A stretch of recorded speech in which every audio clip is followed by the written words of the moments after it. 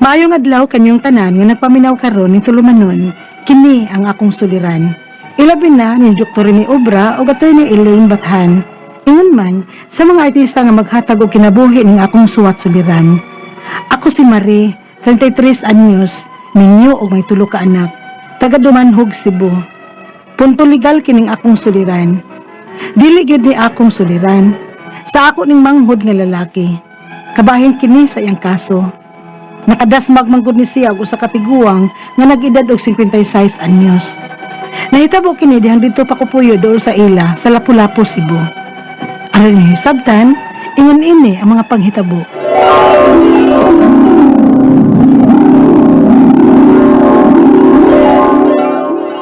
Alit Bing, maliit ka na. Dong, maghatod na kang Bing? Ha? Oo, Te Marie, may pada ka? Mabalik naman ko dayon. Igor man kung maghatod ni Bing. Palihog kog hapit og palit anang resita nako dong Be. Kay mulakaw ka man gyud. Way makabantay sa akong anak gud. Unya, init na sabon niya kaayo, inigbalik nako din pauli. Oo ba, Te? Asa naman imong resita, Be? Ah, dara oh. Nya di sang kwarta. 5 lang kabuok ang anong tambala dong ha. Sige, Te. Ay, Tinagi. Ah, magpadakog tambal ni dong Clint Bing. Maghatod naman kuno siya nimo sa trabaho. Ay, Oti. Uy, balik na yun ha. Basi kinanglanon ni ating iyang tambal. Eh, asa naman di ko? Nawa mo ko trabaho ron. Dre, sakay na. Kaya rin sa miti. Okay, amping mo.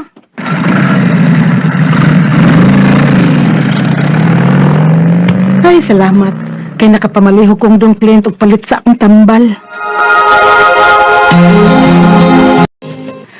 Nadugay man og balik ang akong manghod. Giing na naman ganito ni Bing nga pabalikon dayon. Si Clint ay tawag-tawag pa man gini siya ay. Yodong, asa naman ka? Te, malangay ko gamay ha, kay nakadasmag babae. Unsa nakadas magkagbabay? Iguwang nga babae, Te. Mga 50 kapi na edad. Maayo gani, kinahatog ko na si Bing siyang trabahoan.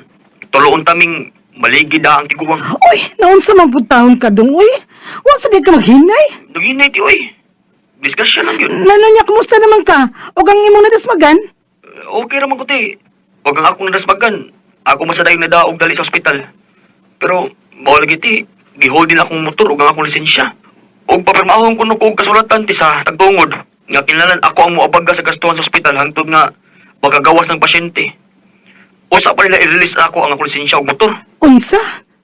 Uy, uroy og dako ng gastuhan niya. Sige lang, Te. Murag, okay raman siguro itong akong nadasmagan. Magagawas na nga rin siya dayon gikan sa ospital. Mabalik na lagi na ako ang motor lisensya, Te. Kay, importante ba na akong motor lisensya, Te. Kay, mamasero ba ako kabalhabal kung wapit trabaho. Sus, kaluoy po taon ni mo, uy. Magampo lang tadong, nga ma-okay ra in taon tong babae nga nadasmagan mo sa imong motor.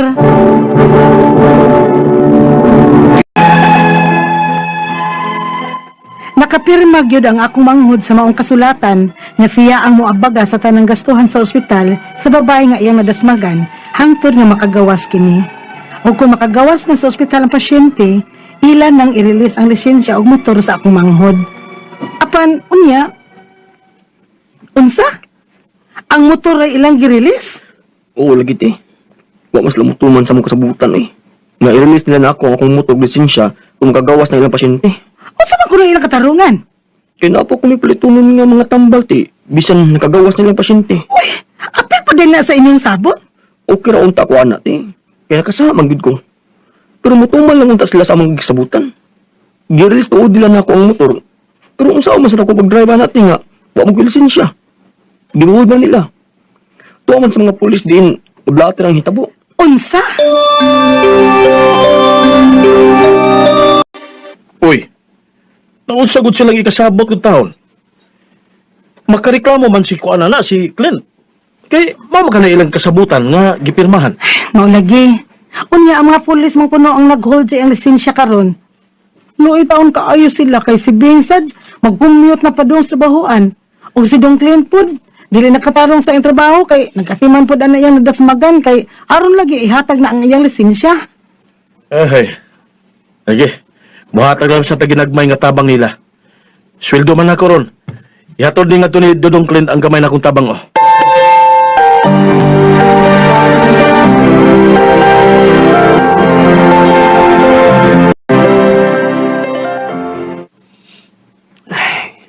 Salamat kayo yung Kuya Buong ti ha.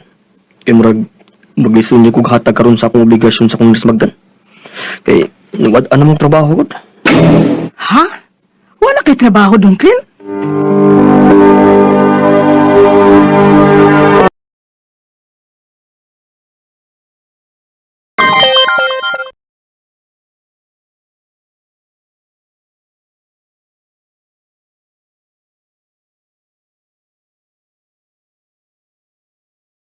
Lubing! Ti, unsa ano ni namo ti uy? Nagkadawat man si Clint og sumon gikan sa barangay. Ha? Saan sa mga kasuha? Sagdato nang nadiskrasya niya nga babae ti. Wa naman gud siya kahatag siyang obligasyon siyang nadasmagan. Iwa na lagi siya trabaho. Ipatuwag man siya sa barangay ti. Ayaw mo kahadlok, anak Bing. Ipaatubang na ni Clint. Mas maayo hinoon. Ang gipatawag nila sa barangay, aron sila mahusay.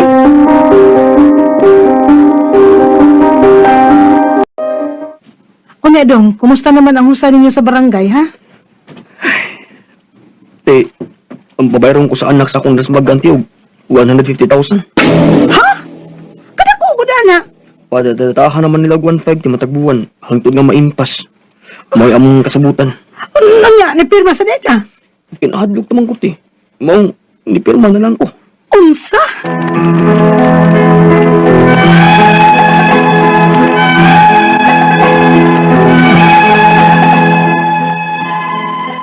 Nipirma sad ko nung akong manghod sa maong kasabutan tungod sa iyang kahadlok.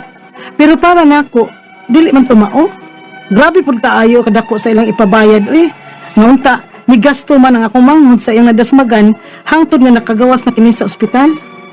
Ang akong mga pangutana mao kining mosunod. Unang pangutana. Kinahanglan bagyong muhatag o mubayad ang akong manghod anang maong kantidad nga 150,000 ngunit tabang naman unta siya og gasto sa iyang nadasmagan sa ospital? Ikaduhang pangutana. Makapugos ba sila sa akong igsuon o pahatag ana? Kay lagi nakapirma sa kasabutan.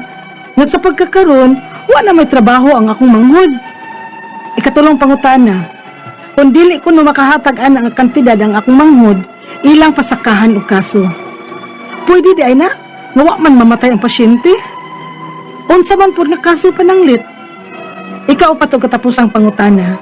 Kung buto na unaon, sila ang wa motuman sa unang kasabutan nga ilang i-release ang motor o lisensya sa akong manghod kung makagawas na ang pasyente sa ospital. Unsa man ang among buhaton, aron masitol na ni. Kay maglisod gyud ang akong manghod og pangitaan ng katidara.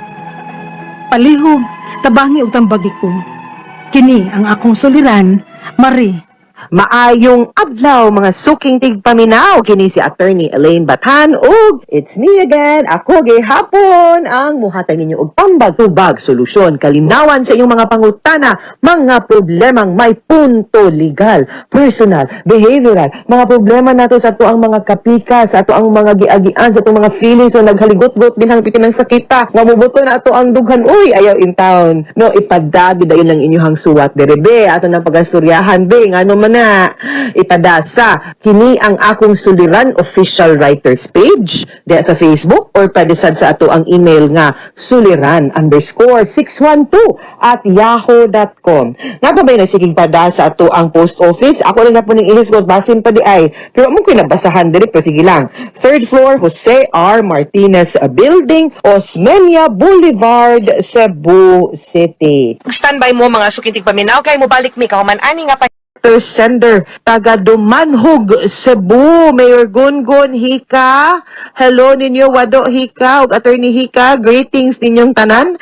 Ato ang letter sender, si Marie, 33 years old. Punto legal, dili ni iyahang pangutana sa iyahaning manghud nga laki, kay naay kaso katong nakadasmag siyag tiguwang, katong 56 years old, didto sa Lapu-Lapu. So kaniyang mga pangutana. Una niyang pangutana, kinahanglan bagyong muhatag o mubayad ang akong manghod anang maong kantidad nga 150,000 nga nitabang naman unta siya o gasto sa iyahang nadasmagan sa ospital. Ako kanang pagkadasmag di man gid na tinuyong wa man gid gustong makadasmag unless gituyo kay gusto nimong patyon, gusto nimong mapasakitan, imong giplanuhan. Pero kanang ga-drive lang ta, wa ta ka anticipate, wa ta ka brake og tarong, di gyud na mo na ang kanang kaso anang mga nakabangga usually mahusay ra gyud na. Ang kaning iyahang gipangayo nga 100 ang kaning iyahang gipangayo nga 150 usahay wa di magdepende manggod ni ang ato manggong obligasyon ani kay di man ta mapiso ang atong gitawag ana danyos or damages.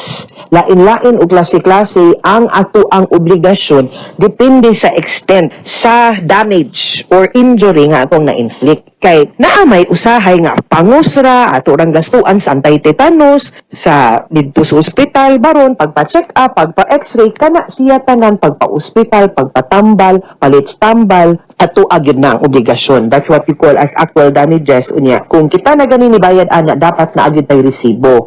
Ang ako yung perming gina-advise ana bayaran nato na agyud tay resibo para naatay ebidensya nga kitay ning ako sa bayranan ug ato ana po nang nabayran dihan dapita. Usahay sad tungod sa kagrabe no sa impact sa aksidente nagrabihan ang biktima nabali ang tiil. Although kitay ni bayad sa pagpa-ospital, di man katarog lakaw, kinahanglan barog crutches, kinahanglan wheelchair, di katrabaho, or ang auto or ang sakyanan perting gubaan, nahasol, di magamit, kana siya, apil man sad gud na usa sa mga tulubagon or sa claims pod nga angay pod natong tubagon, kay nakasala man ta, nakakos man gud tag damage ug kahasol ngadto sa usa ka tawo. Tungod ana, no, nga wa katrabaho, tungod kanang klaro gyud ha, nga wa gyud katrabaho, kana makakompensate gyud ta ana gyud makabayad sad gyud na apil po na sad sa ato ang tulubagon dili rataman sa ospital no. So that is the liability na usahay sad wa sad ko nag-ingon no nga tanan pero naagid puy uban nga mga biktima nga mamintaha nas nakasa nga kay maski di na nila obligasyon maski okay na sila baskog na magpakaron ingnon kay magpabayad pagyod kay tapo lang mo trabaho gustong mang ngikik manguk kanang mga warta no. So kana di po na siya sakto. So susihon gyud nato unsa ug para unsa ng 150,000 no. Pagpaayo ba na sa sakyanan okay ra bayad ta namta insurance kana mga ingon ana dili pwede man guna nato dili bayaran og cash paagi na tog insurance. Ikaduhang pangutana makapagus ba siya sa akong igsuon ug paghatag ana lagi kay nakapirma sa kasabutan nga sa pagkagkaron wala na may trabaho ang akong manghod. Okay lahi po ng storya nga naatay kasabutan tungod kay ni pirma man ta. Kung nipirma ka nga mobayad kag 150, obligado ka. Kay nitando man ka nga muna imong obligasyon pero after ana bahal kung nagkuwang pa na dili na kaangay mo bayad pa sobra or extra. Ang ako kanang mga ingon ani no I would like to warn no ang mga tao ba tinuod nga kung panalitan sa panahon nga na makaaksidente ta ang atong kahadlok no ang mangibabaw nga di na ta kahuna-hunag tarong magsige na tag huna-huna ug unsay lusot nato bayra na lang gyud kay hadlok tang mapriso okay ra na. Ang ako alang huna-hunaa og tarong ayaw mo og pirma dayon unya di ay to dili kaya kay total kanang aksidente di man mo mapriso ana. Ikatulong pangutana kung dili kuno makahatag ana ang nga kantidad ang akong manghod ilang pasakahan og kaso pwede di ay nga wala man mamatay ang pasyente unsa man ang kaso pananglit. Yes, it's still a case. Kay again gihanan man ta mo bayad naaman tay obligasyon gihapon naaman tay tulubagon maski pagwa namatay maski pagwa napiang baro basta kay nakaigo ta, nakakuha, nakabangga ta, naatay kasong reckless imprudence resulting to physical injuries. Magdepende slight, serious ba? Nga, physical, less serious, slight, less serious, or serious physical injuries. Ug naay nagubang sa kanan, damage to property pagyod kana mga ingon ana. But like I said, pwede kayo na ninyo mahusay or masuryahan. Ikaw pat ug katapusang pangutana, kung buot huna-hunaon sila ang wala motuman sa unang kasabutan, nga ilang i-release ang motor ug lisensya sa ako ang manghod kung makagawas na ang pasyente sa ospital. Unsa man among buhaton aron ma-settle ni kay mag-list gyud ang akong manghod ug pangita anang kantidara. huwata na lang siguro nga mukiha sila ug di nimo silingan adto hangyo dito sa Pulapo ug dili gani huwata na lang.